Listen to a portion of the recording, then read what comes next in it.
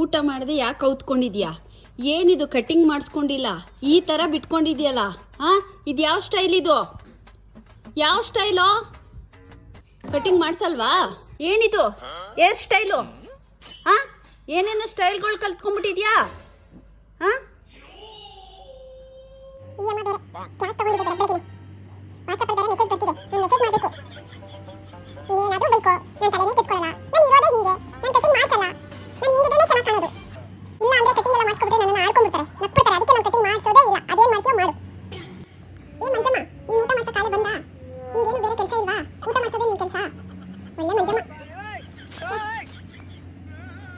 ಬೇಜಾರಾಗ್ತಿದೆಯಲ್ಲ ಸಿಕ್ಕಾಬಿಟ್ಟೆ.